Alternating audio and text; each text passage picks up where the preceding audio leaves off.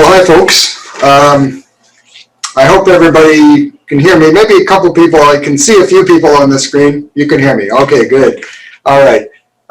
So I'll get Craig to unmute, and just 1 second here. There, he has unmuted. Okay. So you'll bear with us because we've got a fair number of participants today. And I'm still, you can see I'm looking at the screen. I'm having to admit people even, you know, as I speak to the meeting. We've already got quite a few. That's good. Great turnout. So bear with us. It's our first, you know, large scale Zoom webinar here. I was using a different platform before, but Zoom is seems to be so handy. So just a couple of base rules, and I've made notes, so I won't screw this up too badly. We're going to try to keep it down to about an hour. So the idea is that I will be doing a quick presentation on PowerPoint, and it's really like 5 or 6 slides long.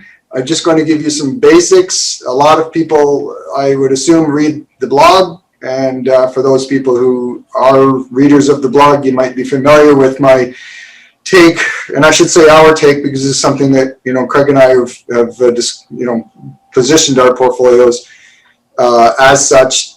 We believe that the market's very polarized, very much like politics these days, where we have sort of very, very, very overvalued stocks on one side of the barbell and very undervalued stocks on the other side. So we'll talk a bit about that. After that very brief presentation, we're going to go through the questions that were submitted on the blog last week, the Ask Me Anything blog. So I'll start going through those. Heads up that, you know, some of the questions we kind of meld together because there was a lot of questions on ETFs, so we kind of just squish a few of those together. A couple of questions we got, you know, we had to dismiss because they were individual stock questions. We won't answer those. We hope that I think we've selected maybe 8 or 9 between the two of us questions, and then we're going to open it up to a chat group type of thing. So, and as I keep doing this, I'm going to continue to admit people into the meeting. So, okay, so why don't I get started with the PowerPoint, and I'll, again, I'm just going to cut my admitting off for the time being so I can get right into the PowerPoint. And I have there it is right there. Okay, share. So I'll just go from, 1 second, slideshow. Okay. Okay, so shrink this. This is, I'm just trying to find, heck is it? Slideshow should be going. All right. Okay. So from the beginning. All right. So this is a just a quick view on how we view the markets right now, and we believe that the market over the next year or so is going to be very much a sector rotation market. And for those who aren't familiar with myself and ValueTrend and Craig, just a quick introduction. So I am, my name is Keith Richards, not of the Rolling Stones, and I have been in the business since 1990. I'm the president of ValueTrend, founded it. I actually started the ValueTrend platform and way of doing things even back in the days when I was working as a investment advisor, eventually became a discretionary portfolio manager. And this platform has evolved, and we tend to focus on the more conservative side. So our benchmark saying has always been limit your risk, keep your money. So we're going to talk, we always speak from, when Craig and I speak from either our technical view from my side or fundamental view from his side, we always speak from how can we use risk-adjusted returns. We're not after raw returns. We're not Robin Hood investors. We're after risk-adjusted returns. So sector rotation, we believe, is a big part of that. Now, just a quick comment that anything we talk about throughout this webinar, there'll be securities we'll talk about, sectors, whatnot. They're not recommendations. And the other thing that I'd like to mention is that as a technical guy, some of you maybe have attended some of my money shows, Canadian money shows and whatnot. I often present this slide, which is when technical guys, not so much guys like Craig, fundamental people, but technical people like me, we tend to be accused as being market timers. And there's a problem with that because you can't actually pick peaks and troughs. And that's what people believe market timing is. What we try to use technicals and fundamentals for is to just minimize risk and pick opportunities that have a very good risk return profile. So our bent at ValueTrend is to be very risk adverse. So we tend to take a bent towards let's take as low a risk on a given trade as we can. We sometimes give up opportunities to do that, but we're a believer in that people react far more negatively to losses than they do to making 2 or 3 more % a year. So this is my analogy of what the market looks like is the barbell, where there's a lot of overbought, oversold stocks. So in the category of overbought, oversold, we have Zoom, Peloton, Tesla. The TAN is an ETF, the solar stocks. We have the FANGs, Facebook, Apple, Amazon, whatnot. These stocks have been one way or another either overvalued or overbought and have been for the past number of years. Meanwhile, there's been a number of sectors that are very, undervalued and underowned, very overlooked, in some cases actually oversold. Particularly in the staples and the utilities area, we're seeing a lot of oversold sectors. And even on some of the international markets, I mean, just look at the EU a year, 6 months ago, it's quite oversold. Emerging markets, a lot of those markets, not all of them, are still pretty oversold. And even Canada was kind of oversold a while ago. That seems to be picking up. So why I'm interested in this whole view on overvalued versus undervalued is because overvalued, overbought, technically stocks, overbought stocks, always correct. So this is a good example. The poster boy of the past year has been, Amazon. It's been a big part of the FANG group and a big part of the stay-at-home group and the big move over the summer. You can see that move over the summer. There's the March, there's March correction, and then, with the COVID correction. And then if you look at the net return on Amazon over like just a 6-month period from March, it just skyrocketed. Now, anytime you get a stock or sector that's overbought, these are technical indicators that can tell us when things are getting overbought. Look at the MACD, it was just out of control. But you can tell even by the angle of ascent. When something gets too angular, we call that parabolic. And you either get a correction, as you did after this little ditty, or you get a sideways movement. Now it seems that they got, Amazon had both. The year 2019 was pretty flat for Amazon. This time we moved right into the corrective period, but the sideways period.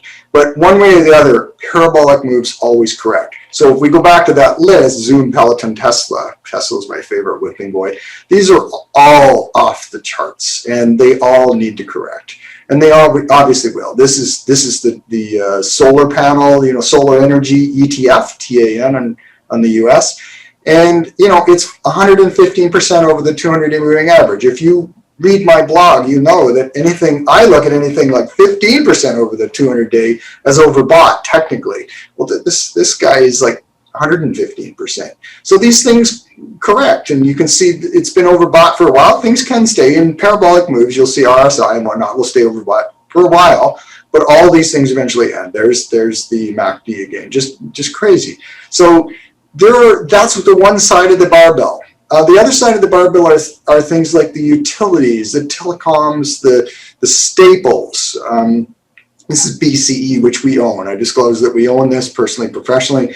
We're buying it at the bottom of a sideways, kind of trapped momentum, but it's probably not a bad place to be buying it, as it's at the lower end of that scale. Somebody asked me the other day, well, in a growth portfolio, should you have something like BCE? Yes, if it's got a low risk return profile, this thing makes about 5% and could go up. 10%, that's 15% if it does that in the next year. I'd say that's probably a better risk than buying, you know, the TAN solar panel ETF. Here's one we don't own, we're looking at, but it gives you good illustration. You know, this is Alcoa, aluminum company. By the way, Craig will talk about this kind of stuff later, but aluminum tends to be one of those areas that is being used in that whole EV movement. So the aluminum is starting to move, but it's also starting to correct right now, and I see a bit of a neckline down here, and I might even buy it if it gets down to that $16 or so area. So we're sort of interested in stocks and sectors that are on that side of the barbell that isn't already up here. You know, it's these things that are emerging from bases. Here's another one, Kraft Heinz. It's a staple. We do not own this stock either. We don't own Alcoa. We don't own Kraft, but it's on our radar. It's an interesting looking. You can see it's kind of formed a bit of a base, and it's higher highs, higher lows just recently. So we're interested in this kind of stock, and we're less interested in owning Tesla, which is, you know, trading at a multiple of something like 200 times forward earnings, which is just incredible. So one of the things we'll get into as far as risk assessment as well later, because somebody asked on the questions, you know, how do you determine a bear market may be pending? We do use this tool, and I'm actually going to bring you through the current reading as of today. We'll just go right onto my screen, and you'll see how I do the barometer. So, you know, we look for overall risk. We don't trade off of this, but it gives us a flavor for risk. So, you know, some of you may be familiar with the factors we use, things like put to call ratio and sentiment ratios and breadth indicators, stuff like that. You know, if the rating's really low, it means you're in a higher risk market. If the rating's really high, you're in a lower risk environment. Last rating was somewhere in the middle. So it'd be interesting to see where we maybe are looking today. So, and some of you know that I have a few books. So we'll start right with the questions now. And I'm actually going to introduce Craig. Craig is a CFA, not the technical guy. He's the fundamental guy here. And he's a portfolio manager along with myself at ValueTrend. So Craig, why don't you get started with the first question, and then we'll rally back and forth. Sure. Good morning, everybody. Welcome. And we'll get to our first question from Shout. Shout asks, when is a good time to buy ETFs? Oh, that's a big question. I thought we'd take a brief look at what an ETF is and start there. And ETFs stands for Exchange Traded Fund. Okay, it's a managed product that trades on the exchange.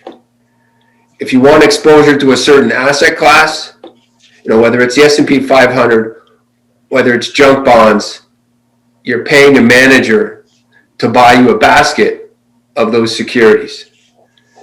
The manager's doing their job if they match the benchmark that you're looking for exposure to. You're looking for returns the same as that benchmark. So now back to our original question. When is a good time to buy ETFs? Anytime can be a good time if you if the ETF has what you're looking for. You know, it's often a very good way to get exposure to a certain sector or to a certain asset class in some cases. Here at ValueTrend, we do use ETFs, often the sector ETFs, because for us it's the most efficient way to get exposure to, let's say, for instance, energy. If we aren't particularly, you know, interested in a specific energy name, we could take exposure to the sector through an ETF that focuses on that. You know, it's the other, you know, for an institutional investor, the option would be to go into the futures market and get the exposure themselves and hire someone to do it that way. For a retail investor, for smaller boutique shops, for us, instance, we use them to get exposure to sectors, or in fact to countries sometimes that we feel it's more efficient to get the exposure through an ETF. So yeah, anytime is a good time to buy ETFs if you are sure what the exposure you're looking for. You can get it through an ETF. Just beware of the cost. There's always a cost to it, and often the more obscure the ETF, the higher the cost it's going to be. So, Keith, I'll pass it back to you to get on to the next question. Okay, thanks, Craig. So on the subject of ETFs, a person named Arzu asked me if it's a better idea, because he was quoting John Bogle, who is a real ETF person, obviously. He was asking, well, I'm assuming, I don't know if Arzu is a man or a woman, sorry, but Arzu was asking, are we better to just ETF, index trade, or are we better to pick our own stocks, or some combination? So the problem with that question is it's kind of asking what's the best flavor of ice cream. So ETFs, even if we look at indexes, there's two types of indexes. There's cap weighted and equal weighted. So, and I'll give you a really good example right now of why that matters. If you look at the capitalization of S&P 500, a massive percentage of the capitalization is tied up in about half a dozen stocks. The FANG names, we were just talking about, Amazon is one of them. Another issue is sector concentration. So if we look at the TSX, for example, just if you bought the TSX 60 or 300, they're more or less the same in cap, you'd find that the TSX is about 30% split between energy and materials, which is great if you're bullish as all get out, as we are, by the way, on energy and materials. But there are times like anywhere after 2011 until about 6 months ago, it wasn't a great time to be in those sectors. So do you want to own a TSX index, or maybe do you want to pick the good stuff on the TSX at the time? S&P 500. 30% weighting in technology stocks, I should say. Another 20% split between discretionaries and healthcare. So again, maybe that's a good thing, maybe that's a bad thing. But I'm a little bit of we have a problem with these cap weighted stocks if it's in a sector that we think is overdone, and there's no doubt about it that, going back to Amazon, at 80 times earnings, I'm speaking like a fundamental guy here, and an overbought chart that has got a long sideways period to probably, correct that, we're probably not going to be doing as well, and we have way more risk in a cap weighted stock than, say, an equal weight benchmark. Okay, so Craig mentioned it. We prefer to buy individual stocks for a bigger chunk of the portfolio. We use ETFs. We focus on index ETFs.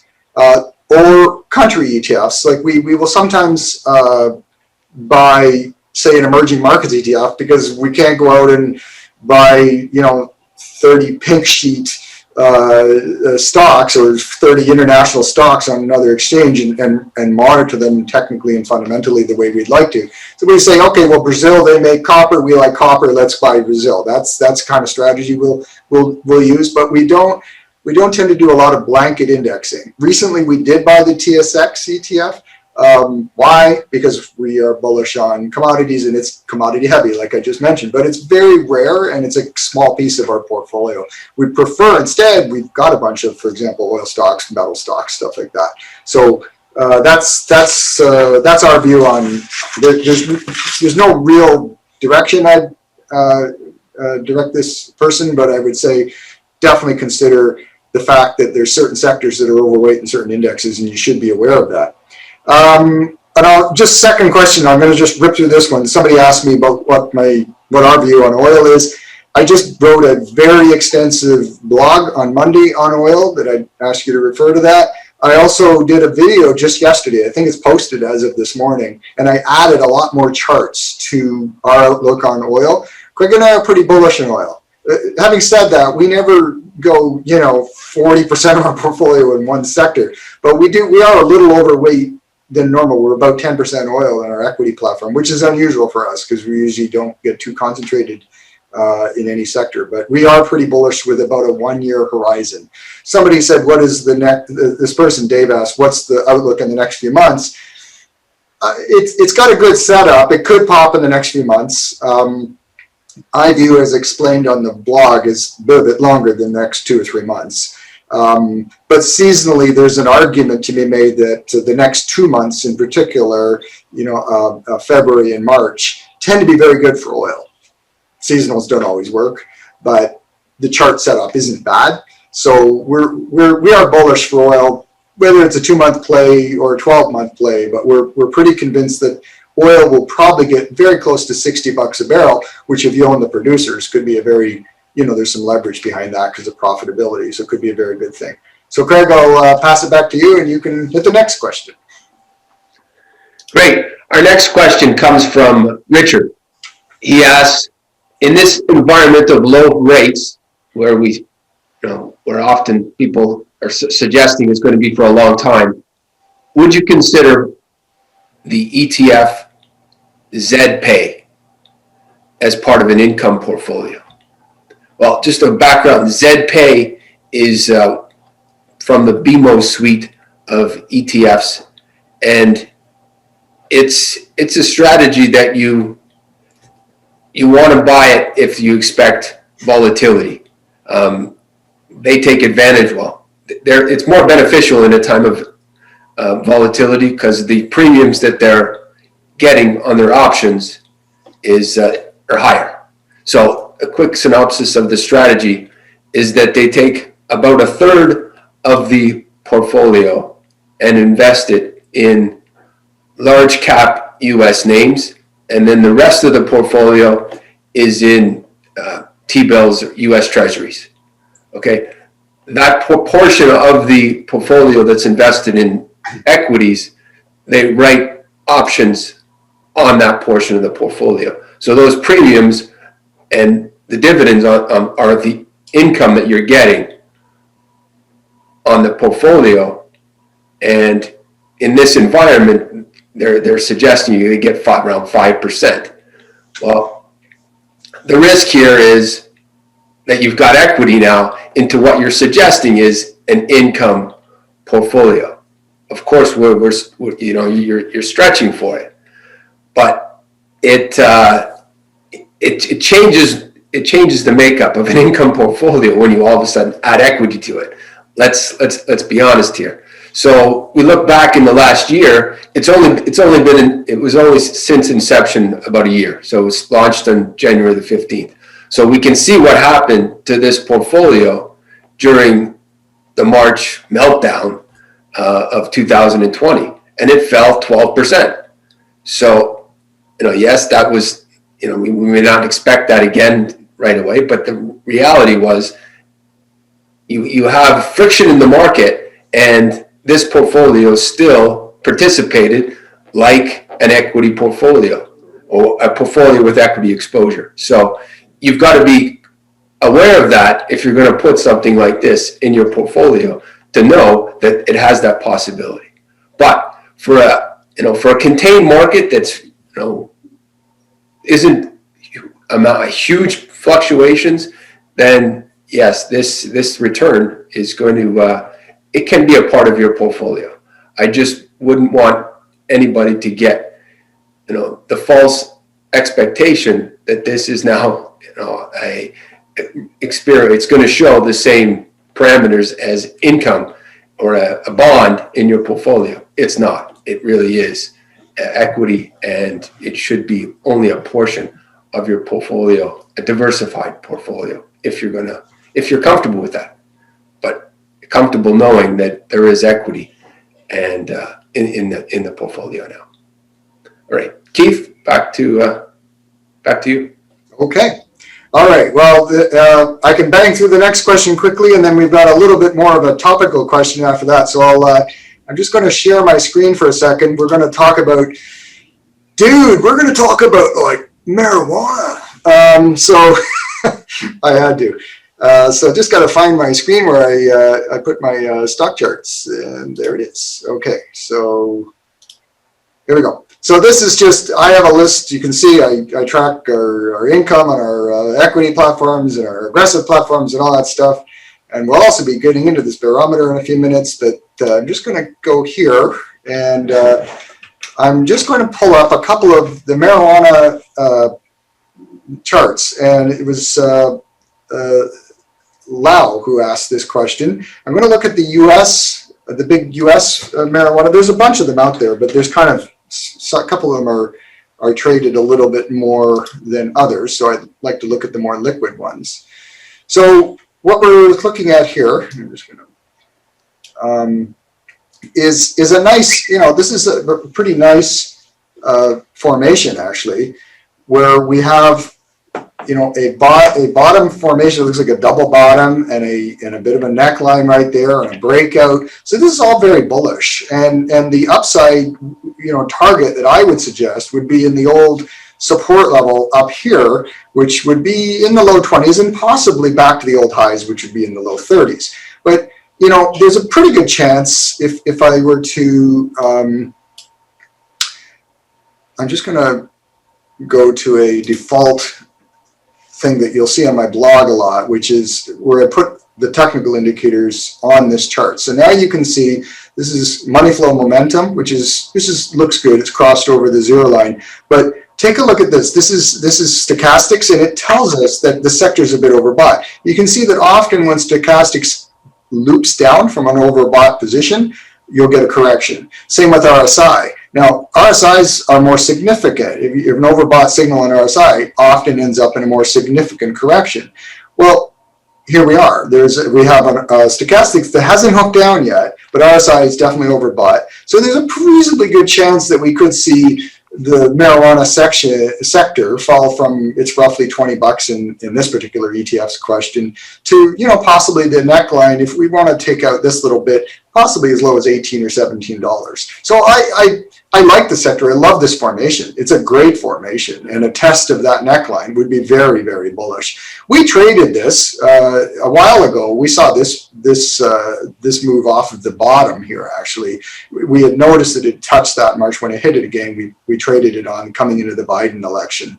So we sold it here though, and then here it's gone further. But I would rebuy it here without question for our aggressive account. The other one is the Canadian one. Which Horizons runs in. I think it's HMMJ is the ticker, and on Toronto. And you'll notice the chart's almost identical. Okay, so same thing. A breakout, overbought. I won't pull up the momentum indicators, but you can tell it's overbought just by looking at the chart. Likely to pull back here. So that's marijuana in a nutshell. And I'm just going to stop sharing the screen for a second.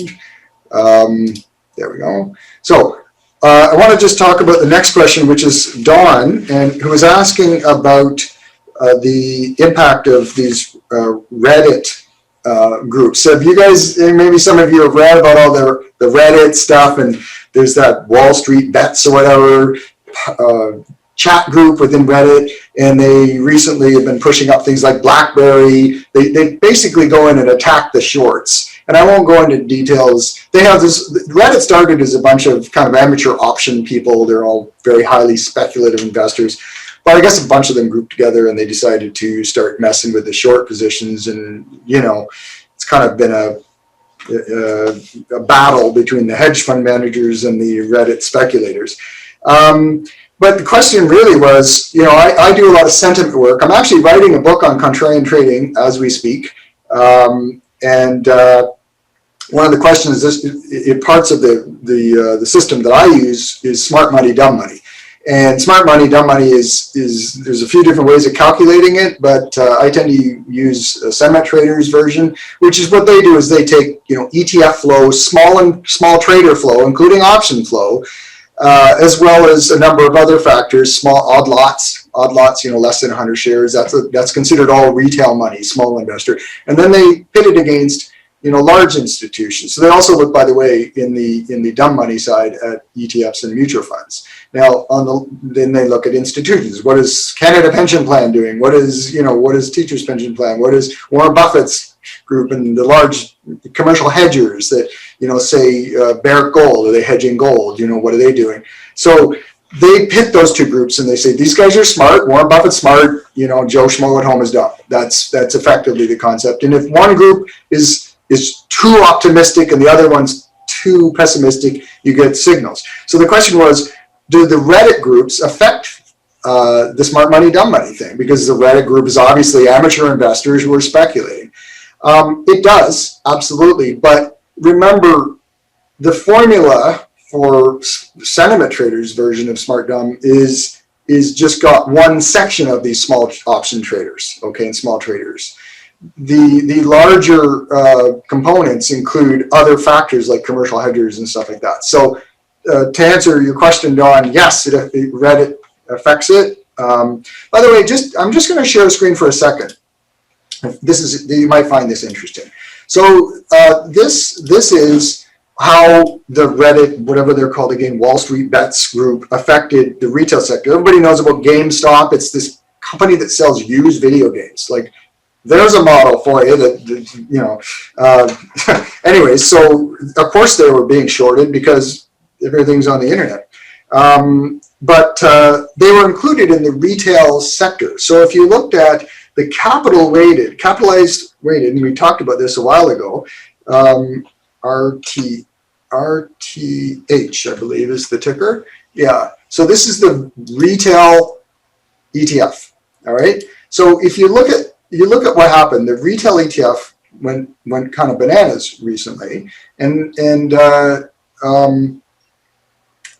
then we look at XRT, which is the equal weight version of this same index, and you'll notice it's not the same chart. Sorry, it's the other way around. I guess this one is the cap weighted and the other one's equal weighted. So actually, sorry, it is. This is the equal weighted, but it's because a crummy company like GameStop got equal weighting that it pushed the index parabolically, versus the other one that was cap weighted. GameStop doesn't have much of a capitalization. Sorry, I got that messed up. But you can definitely see there's a difference in the chart. So this demonstrates that last question I answered about, are ETFs good or are indexes good? Yes and no, because cap weighted, as you can see, some crummy stock that's been shorted gets bid up by the Reddit boys and girls. You can see that it's definitely changed the look of this, which is pretty much the same sector ETF. One's just an equal weighted and the other one was capitalized weighted. So it can work both ways. And so be aware of all this stuff if you're buying ETFs. And that is how Reddit is affecting the market right now. Even ETF buyers are being affected by this, even if you think you're not being affected. Well, you may be, right? So keeping that in mind. So I'll pass it back to Craig, and you can go on with the next question, Craig. Next question, I've got to group two questions together that are so similar. I'll put them as one. It's from David and Sam. In the long run, should an ETF with a covered call outperform the same ETF without a covered call? So I look at BMO. In Canada, BMO dominates this space of covered call ETFs. So I thought we could compare look at the real numbers of what has happened over the last 5 years in two of their larger sectors. So they have a covered call utility ETF, which is ZWU, and they have the non-covered equal weight index, which is ZUT. There's a huge discrepancy, so you'd have to, bottom line is the ZUT, the non-covered call, has outperformed over the 5 years.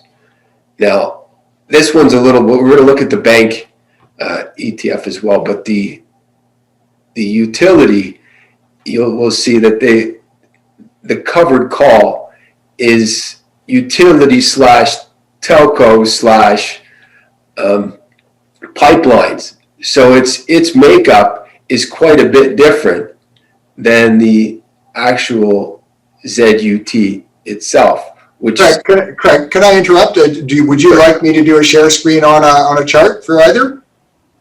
Sure, if you would, we'll look at the ZUT first.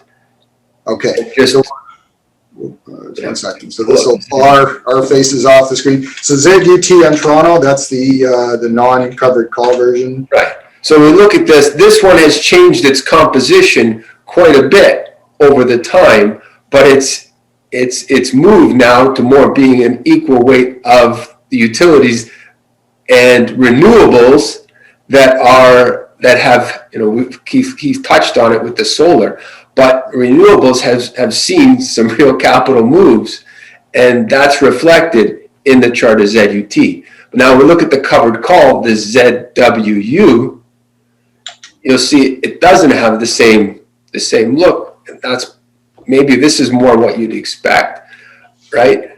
But this has a different composition where it's taken on, not just utilities but telecoms and pipelines as well. So it has definitely, with the covered call, you're going to get a higher distribution. You're going to get a higher yield, but over a 5-year time horizon, you've outperformed with the ZUT in this manner. So before we go take a look at the banks, we just think that a covered call, you're knowing that a portion of the portfolio that they're writing calls on, and all you're going to get from that is the premium, is the most you're going to hope to achieve, is the premium. So it really does also come down to, you have to have a longer term outlook on the sector itself, and not only concentrate on looking at the pickup in yield you're going to get. Okay, Keith, as well, if you could now pull up the bank ETF. So this is the Canadian covered call bank ETF, which is ZWB. Okay. Yeah, and we should disclose that we hold this in our income platform. Right.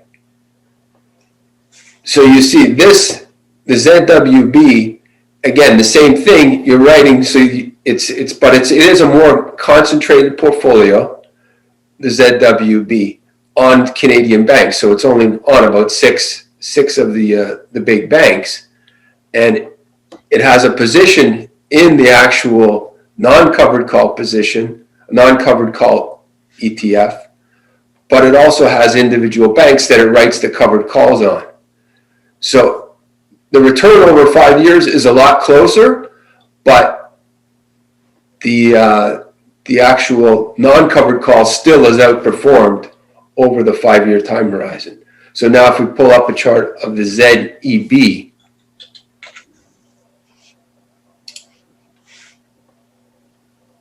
yeah, it's new highs. right. So for the income, absolutely the covered call strategy does set you up with more income, but if you're making a call on the sector, and you think the sector is going to go up over that time horizon, then you're going to be likely better off with the non-covered call. But if it's a shorter time, you expect volatility is going to play for you better with a covered call strategy. All right, Keith, back to you for the next question. All right, and I will be able to, I think, tie in the last two questions I'm going to do, and that is, somebody asked me, what signs do you look for? It's Leona, I think it is. What signs do you look for to ascertain if a market top is near, and are we near a top right now? So that was Leona's question. And then Paul asked, okay, so if there is a market correction imminent, and who knows if one is imminent at any given time, what do you do? So I'll cover those all at the same time. So I want to just I'm going to use screen share. See, this is a good thing about being a technical person. You can be completely unattractive and just get everybody to look at the charts and they forget what you look like. So I'm going to go to almost anything, but I think I'll just put up the S&P. So this is the S&P index. So we're just going to use the basics here. I want to just talk about the primary thing we use, but then I'll talk a little bit about the barometer as a warning signal. But the two have to be separated, because the barometer measures risk-reward potential. It isn't actually much of a decision-making tool. Craig and I use a barometer to maybe weight cash a little bit here and there, and give us heads up to keep an eye, as they say. And my son used to play hockey, and they'd always say, keep an eye, you know, on whatever the X player is doing in the corner. So, you know, barometer gives you keep an eye, but this is the actual trading decision mechanism that we use. So we believe that markets in a bull market are making higher highs and higher lows. On occasion, they, you know, you get a lower high or a lower low. We pay less attention to it. So, you know, if we go back here, high, low, it's all good. And in fact, this is a perfect scenario. This red line here is the 200-day moving average. That can tell you that maybe the market, often, not always, often the market rides the 200-day moving average. So we say, okay, if it takes out, you know, a low and it breaks the moving average, then it could be a sell. So what happened here in 2009, late 2018, the December Christmas crash, as you guys might remember, it did take, there's the low, the previous low, early 18, there's the low. This is a weekly chart, a bar chart, and you'll notice that it took out the low and it broke the moving average. So yeah, that was a sell signal, and it turned around pretty quickly. So you can get whipsawed on this, because then you buy back in when you take out that low, which we did, and move up and move above the moving average. You ended up with this signal actually losing a bit of money. But in big moves, you can use it to your advantage. Okay, so here, now this moved so quickly it was a bit hard to move. But if I bring you back, maybe I'll bring us back to, if we go to a monthly chart. Now, unfortunately, it's I'm just gonna change the moving average here. I'll take this one right off, and I'll make this one a 10, because a monthly chart, 10 months is equal to 200 day. Okay, so you can see during, you know, bear markets, so this is the 200-day, 10-month, 40-week, whatever you want to call it. Higher highs, higher lows, boom, broke, and genuinely long-lasting bear markets, this can be a very good signal. I was a young broker back here, and I didn't have this rule in place, and so I got spanked on this. But I did very well in the 08 crash, because I learned from this lesson. And so, you know, lower high, lower low, break of the 200-day, boom, I was out, and I didn't re-enter until the spring of 2009. Actually, it was late 2009 I started re-entering. So generally speaking, it's good, but there's no perfect thing. I mean, it got you, you know, we did move out in 2011, and it worked out quite well for us because we got out early.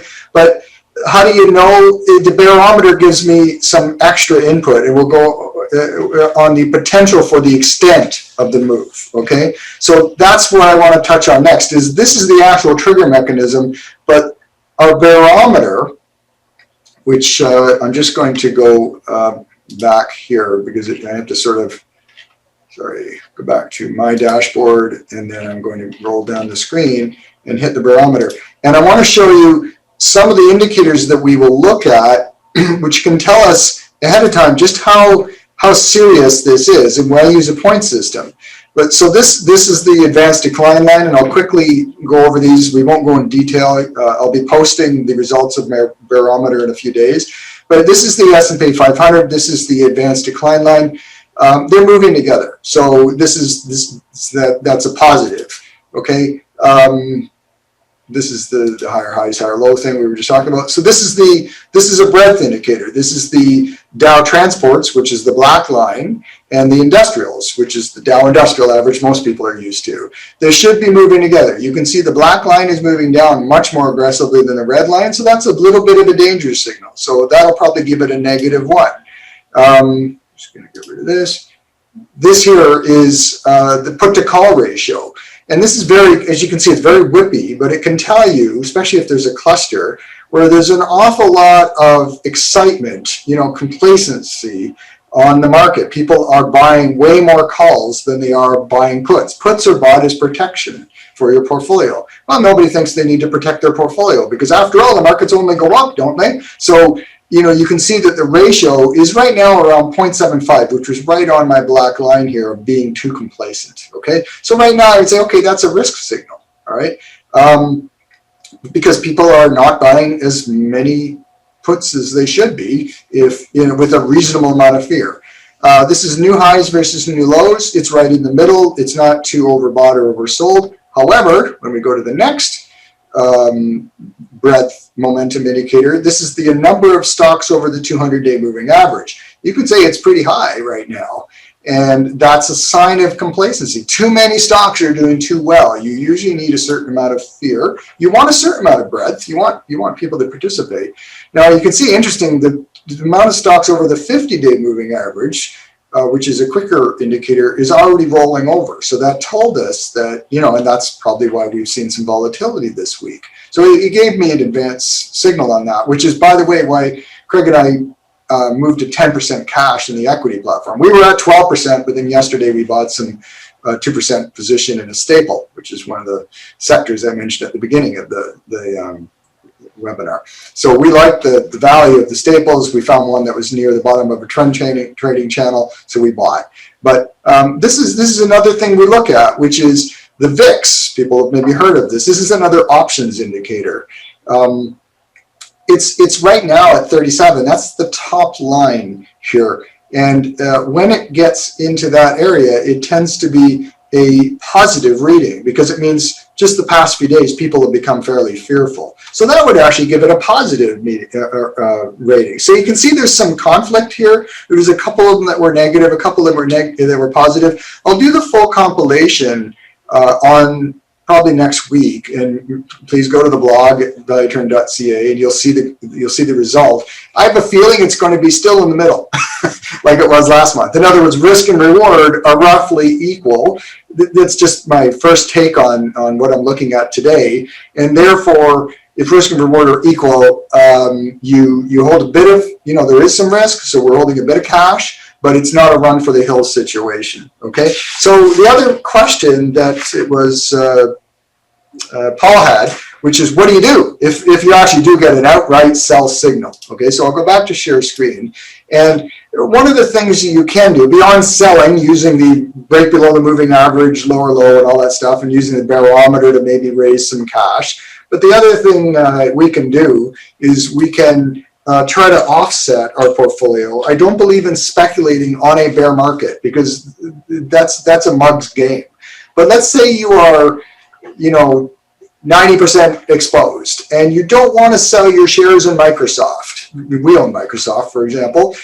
We like the stock, but maybe we think Microsoft might go down if we really did think it was going to be very bearish, which, by the way, we don't.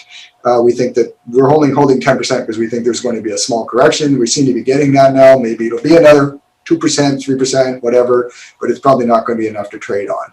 So, but if you are worried, there's a couple tools you can use. This is one of them. This is an ETF that actually shorts stocks. So if you actually believe that they short the worst, I don't know what it is, 20 stocks or something on the S&P, the most overvalued stocks. It's been going down because the market's been going up, okay? But what you would find is if the market starts going up, actually, I'm going to, I'm sure I could find, if you bear with me, I've done studies on comparing that ETF and inverse ETFs, which is single inverse can be good as well. Just see if I can find this darn thing. Maybe I won't be able to. You just have to search around a bit to find. I've got so many charts on this list. But there is a pretty good negative correlation between HDGE as well as, well, traditional inverse like the Horizons one. Yeah, it is a 1 times inverse. And it's pretty non-correlated to it's negatively correlated to the market. You'll notice it has the same look as that hedge ETF. So if you really do think that the market's going to fall like it did there in March, you know, HDG went from 21 to 30. Okay, it did That's a 30% move. Well, guess what? The market fell 30%. This made 30%. So they're absolutely inverse with a very small amount of slippage from the built-in fees and stuff, but it's a pretty good mirror of the market. So when Paul asked, how do you hedge? You can sell stocks, raise cash, which is our preferred way. But on occasion, if we want to offset, say, Microsoft, and we have a 4% position, you could buy 4% of this to offset, and keep your stock, right? And if Microsoft keeps going up, it goes up, and this goes down, and you made zero. But it ends up being a neutral, what we call a market neutral trade. So that is one way of doing it. I don't necessarily recommend doing these things, and I certainly do not recommend saying, I believe the market's going down, therefore I should just take an aggressive position in an inverse or that HDGE ETF. I certainly wouldn't recommend that, because most of the time markets go up. So be aware of that. And boy, can you get your head handed to you if you start speculating. I use inverses to offset existing positions and make them go neutral effectively. Okay, so hopefully that helps. Craig, we had a question on timber, so why don't you start off with that? Okay, we want to go to the timber. I had one more question. Oh, okay, you go ahead. Yeah, one more question lined up from Andrew. Andrew asks, he's been recently buying into speculative stocks. Whenever he checks the insider buying and the notices of insiders activity, it's that they're granted options and they're exercising those options. Is this a good or a bad sign for the stock? Oftentimes we have to look at the motivation for why an insider has the stock. Many times they're being compensated with stock and options as their big part of their overall compensation. So if the insider is needing cash flow at sometimes for some of these small speculative stocks, that may all it is the option or the stock has got to a point where the person needs to supplement some cash flow. That could be their motivation. In the past, I think there's been insider trading has been an issue, and it continues to be, but not continues to be. It's monitored very closely today, much more so than it was 23, 30 years ago. The regulators, with the technology that they have, are very on top of any insider trading that would be a leading sign that something's going to happen to the stock. Private placements often come with the option for the buyer to get special circumstances. So that could be their motivation. They've got options that, yes, it's certainly going to expand the float and it's going to dilute your shares, but sometimes just the involvement of that insider is positive for the stock, and it's necessary for the stock. For instance, Trevally is a small Trevally Mining. Its huge investor is Glencore. Well, Glencore has certain options on it that they wouldn't have had if they weren't there, but they're there, and the support of that company is significant. And without that capital, Trevally wouldn't have the resources, the capital resources that it has. So it's stimulated to be involved because of the options they're granted. So we shouldn't jump to conclusions just because an insider may be selling a position that it's a negative for the company, or that they're diluting the shares is a negative. It's not. We have to look at the motivation behind why why maybe they're doing certain things that they're doing. One final example is Bragg Gaming recently did a new issue. Well, right before they did the new issue, the insiders sold some shares, but since then the shares have doubled. So that the private placement brought in new investors and a new strategy perhaps for the company, but we can't overemphasize the fact that we have to check on the motivation for why something may be happening, and not necessarily assume a negative just because they're selling or they're repositioning or that it's being diluted. There's sometimes more going on, and the changing of capital is maybe all it is. Okay, Keith, back for the timber question. All right, timber. And we have about 5 minutes left in the official time allotment, and then I do see we've got about 5 questions on the chat thing, so we try to pick a couple of those to finish up after we cover timber. So Ron asks, what is our analysis of the timber sector from a fundamental and technical perspective, and is there a buying opportunity? So I'll just pull up the chart, and we'll take a look at both the commodity, which is under the ticker lumber. Imagine that. So this is the lumber random length continuous contract. So this is the commodity itself. And you'll notice that the commodity is broken out. Now, everybody knows about what happened, COVID crash this year, and then suddenly everybody decides they got to move out of the city. And so the demand for new housing outside of cities everywhere. Toronto, people flew out of all those condos they were buying left, right, and center, Vancouver, and of course all across the United States, virtually every major city has had this massive outflow of the cities into places like, well, where Craig and I are sitting right now, good old Barrie.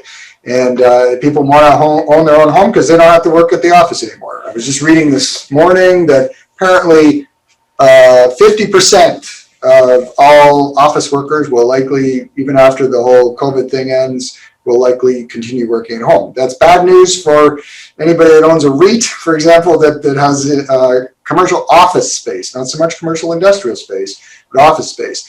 But it's probably good news for continued reason for lumber to go up over the long run, although it's definitely, you can see the breakout. So, it popped, it pulled back. And I'm just going to I'm going to pull up that same picture I gave you before, which is with all the technical indicators, and you can see one of the things that concerns me right now. I mean, this is on a short-term basis. This is not a long-term prognosis, but because the breakout is good, but you can see money flow momentum is definitely declining. This is taking money flow and how's the momentum of that. This is cumulative money flow, which is positive, okay? But the momentum is slowing down. Money's flowing less into the sector. People are less excited about the lumber contract, okay? And that breakout may not last. You can see also that some of those indicators we looked at before, like stochastics, which definitely went overbought here and, ended up in a nice pullback. Look at RSI, overbought, pulled back. We're not super overbought. We're kind of there though. So, my 2 cents worth is that lumber's good. It'll probably pull back. And if we look at an ETF and not that I recommend ETFs all the time, it's just an easy way of looking at the sector because you can pick your own stocks within the sector. But if we just want to look at the global timber and forestry sector, so that even includes the Canadian lumber companies, the same sort of pattern. It looks like a breakout from the old high. But if we apply that thing that I was just showing you with the momentum indicators, money flow is not too bad on the stocks, but boy, it's been overbought for a while, including on RSI. So, we may get, this breakouts to new highs are good, but you can see we're way over the 200-day moving average. Is one of my rules, as I mentioned. It's like the 200-day, which is the red line, is 40-week 200-day. 60 is at 65, and the market on it is at 79, like $80. So this is like a third over the moving average. And that's not a good thing.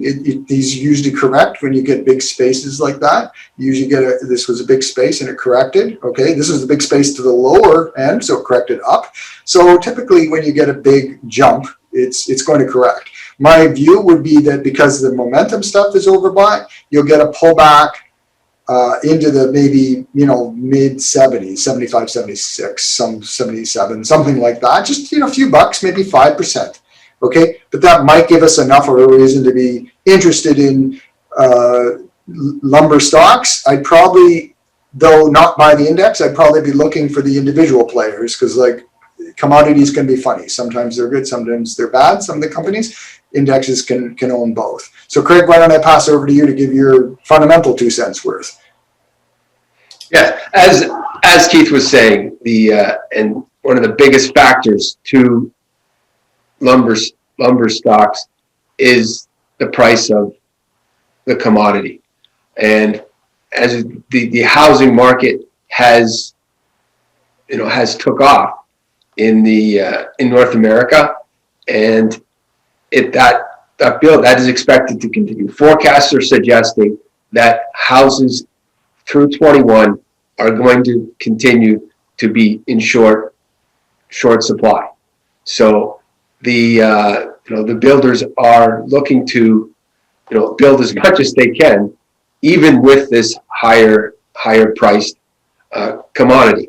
The companies themselves are, this is their heyday.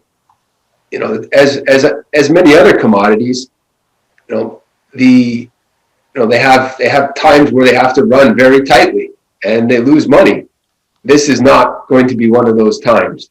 They are, they're cash flow heavy for the next year, and they have, that's where they are. But as all commodity cycles, it will come to an end. It seems to have some clear runway right now, but it's we have to remember that these are commodity stocks, and while cash flow is looking good now, all the forecasts are such that prices are while they're going to fluctuate, they're still going to trend higher. We just, as an investor, need to be ready to move from. It's not part of an overall strategy that long term you want to have exposure to this sector. No, right now though, it seems clear for the next year or so there's going to be demand for these names, and they're going to be doing quite well at this part in the cycle. Great. Well, thanks, Craig. And actually, that's kind of ties into what I mentioned near the beginning. That we bought commodities, and we haven't touched commodities. God, like what, 5-6 years, Craig? It's been quite a while. But we bought commodities in the second half, right around June, July of 2020. That's when everybody was talking about Amazon, and we felt that not just Amazon, but all of those stocks. We felt that they were overbought. If you follow my blog, I ranted and raved about how stupidly overbought, just like I rant and rave about Tesla almost every day lately. So sooner or later, everything like that comes to a rest. And we just felt that some of these commodities were so underpriced. We still think oil, by the way, is underpriced. So that's why we're fairly heavy in it right now for us anyways. We've stopped buying the materials. They've had a huge move for us. But we still like them in the long run, and that would go for timber. We don't own timber. We owned one builder for a while. They did quite well. DH Horton, was it? Yeah, they kind of played off of that whole housing thing. But we sold it. We think that they're kind of overbought. But anyways, it's certainly a place to look. So I'm just going to pull up some of the chats. Somebody just mentioned that we mentioned Kraft, and they said, they bought it. Equal weight cap. Okay, we already answered that one. It says, am I the only one that does not see Keith's charts on the screen? Are you guys, anybody having problems seeing my charts? No? Okay, so to Carrie, yes, you're the only one. Wendy said, I see them. Okay, can we access the recording? Yes, you will be able to access the recording to this. It's being recorded as you speak. So make sure you wear your best suit. And a question, good sector in this market and how you select a winning stock within the sector. Okay, so this was sort of a question on how you would do a top down. And we'll finish with this question. Our process involves Craig and I. So I start with the macro view. I'm always looking for breakouts. I look for trend line touches, stuff like that. We do pay attention to sectors. For example, I was just mentioning we love the materials right now. So oil, gas, metals, whatnot. Okay. So let's just take a look. Lately I've been looking at the staples. So we bought a staple yesterday. Let's just take a look at what kind of thing that we would look for. So if I'm just going to quickly, this is not our actual process because we use some fundamental research programs that help us, as well as if you were to look at the bottom of my screen, you would see this little icon, and there's a couple of programs that we use to screen, quantitatively screen for factors that I use. So without getting too deep into that, we also use a very good institutional research thing that I sometimes quote on my blog called Bear Traps. Larry McDonald's research. He gives us lots of great ideas. But we do use the seasonals as well. So I'll be going to talk about oil because it's definitely something that's on our mind right now.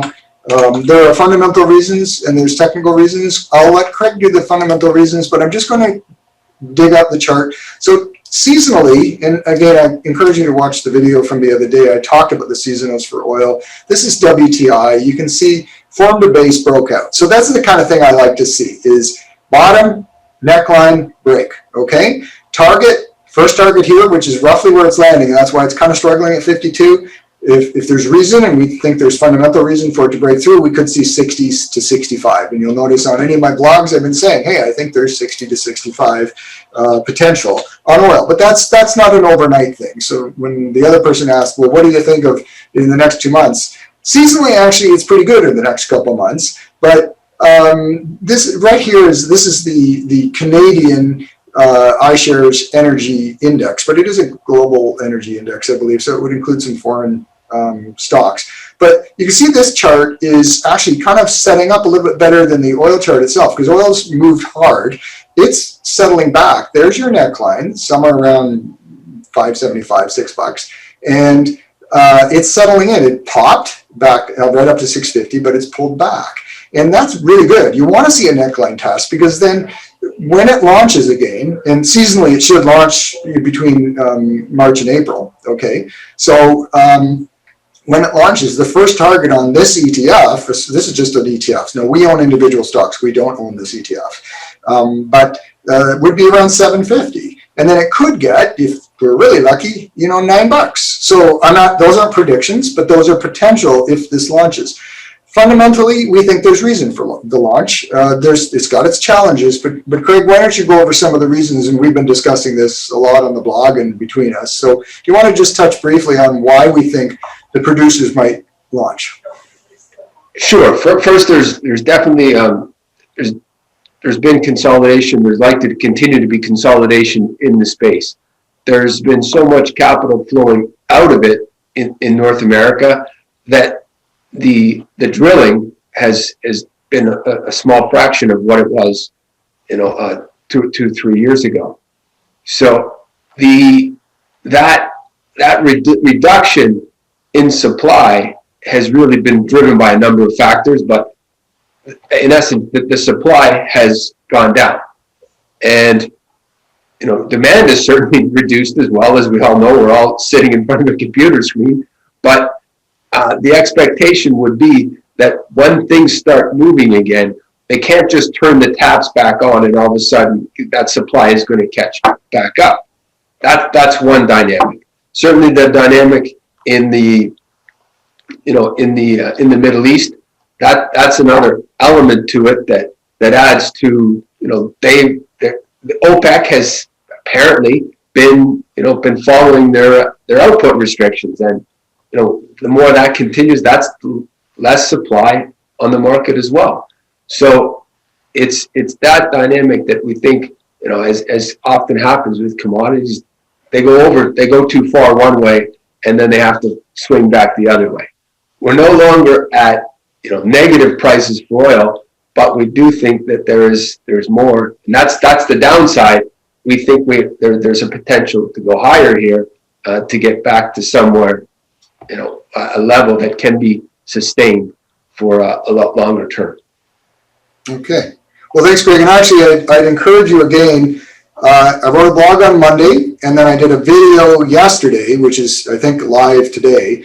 And it covers all kinds of charts. So I covered lots and lots of stuff, including the reasoning. I mean, the Middle East, we're talking about the Middle East cutbacks, but also the usage in India and China. Everybody talks about the green movement, the solar movement, all that stuff, but this isn't happening overnight.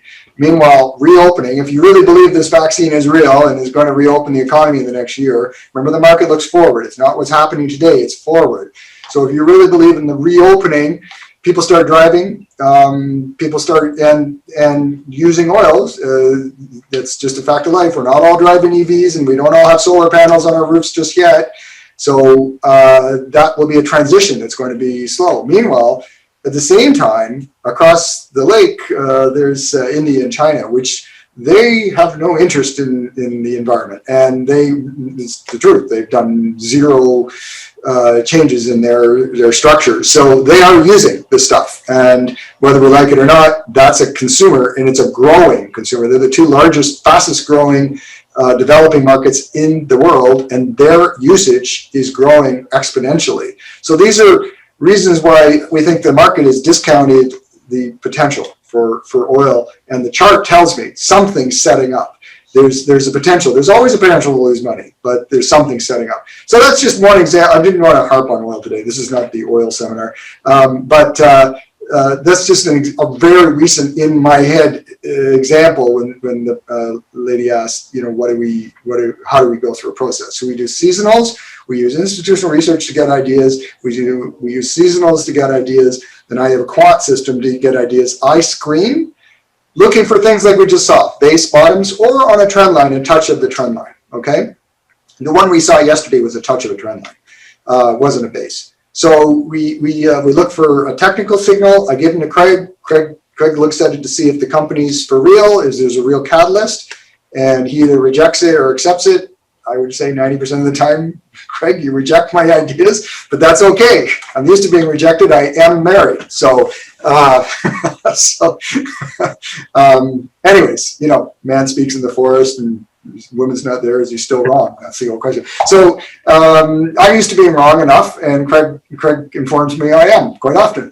So the charts just tell you if there's momentum on your side. It doesn't tell you if it's a good company. So Craig's job is to tell me if it's a good company after I've spotted some gems. So that's effectively how he did it. I think we'll wrap it up now, and I'll just finish up with saying, you know, we have very strong beliefs that the future ain't what it used to be. You know, people that rode the Trump wave of you know, good taxes on the businesses and, you know, reduction of interest rates and fiscal stimulation on top of that, you know, monetary fiscal policy. Like, yeah, there's lots of monetary and fiscal stuff going on, but eventually the piper is going to be paid. And we think that there's a lot of changes happening. And one of the changes we see right now in front of us is that reflation trade that is probably a year away. It's not, it's something you position for. You don't buy it and say, I want 20% return in 2 months. That's not going to happen. But we do think it's a good place to have it in your portfolio, the reflation. We think, you know, overlooked stocks, utilities, staples and whatnot. So those are the things that you got to be prepared for. And then everything will change again, you know, 6, 8 months, 10 months, 12 months from now. You're going to have to rotate. It's no longer just buy the index. So we feel that, you know, for those people who follow my blog, I hope I can give you ideas on that. And for those people who don't like to do it themselves, hey, that's what we're in business for. So we're always happy to talk to you about that. And there's a number of clients that are watching this right now. So thanks for attending. You guys know what we do. Thank you for coming, and do reach out through my blog with questions anytime. And in the meantime, we hope to do this again in another month. So we'll end the show, and